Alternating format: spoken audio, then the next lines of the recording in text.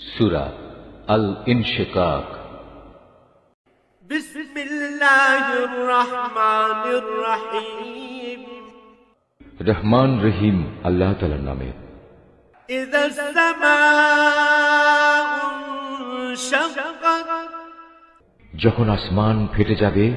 ওয়া আযিনাত লিরাব্বিহা ওয়া হুক্কাত, সে তো তার মালিকের আদেশটুকুই পালন করবে, আর এটাই তাকে করতে হবে।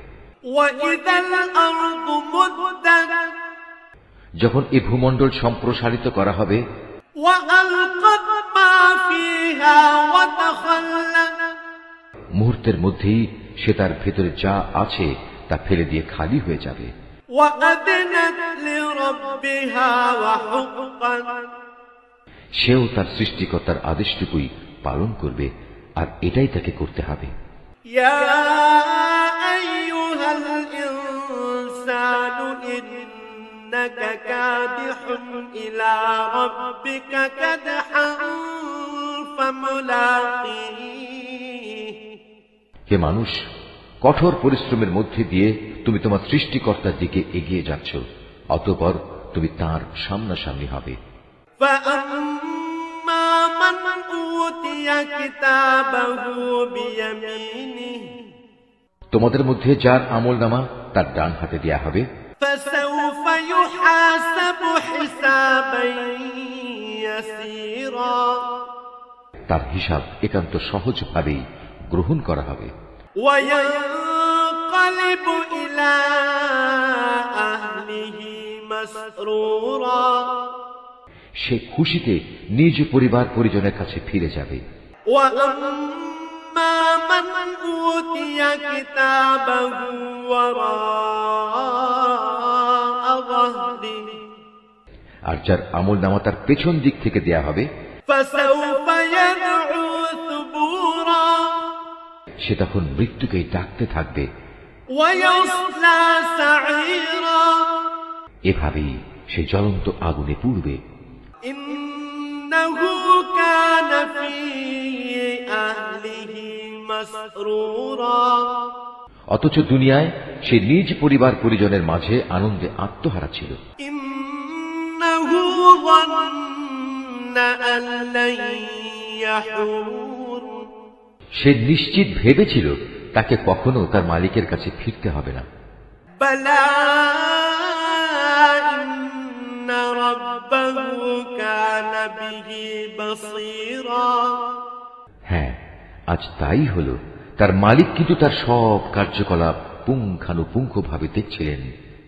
ফালা উকসিমু বিশ-শাফাক, শপথ সন্ধ্যাকালীন রক্তিম আভার। ওয়াল লাইলি ওয়া মা ওয়াসাক, শপথ রাতের ও এর ভেতর যত কিছুর সমাবেশ ঘটে তার। ওয়াল কমারি ইযা তাসাক, এবং শপথ ওই চাঁদটির যখন তা ধীরে ধীরে পূর্ণাঙ্গ চাঁদে পরিণত হয়ে যায়। লাতারকাবুন্না তাবাকান আন তাবাক, তোমাদের অবশ্যই দুনিয়ার একটি স্তর অতিক্রম করে মৃত্যুর আরেকটি স্তরের দিকে এগিয়ে যেতে হবে। ফামা লাহুম লা ইউমিনুন, এদের হয়েছে কি, এরা কেন মহান আল্লাহর উপর ঈমান আনে না? এই আয়াতটি যিনি তেলাওয়াত করবেন এবং যিনি এই আয়াতটির তেলাওয়াত শুনবেন, তাদের সবাইকে এখানে একটি সাজদা আদায় করতে হবে। এটা ওয়াজিব।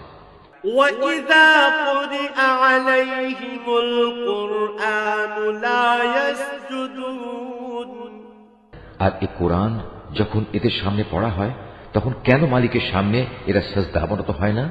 بَلِ الَّذِينَ كَفَرُوا يُكَذِّبُونَ, এ অস্বীকারী ব্যক্তিরা একে মিথ্যা প্রতিপন্ন করে।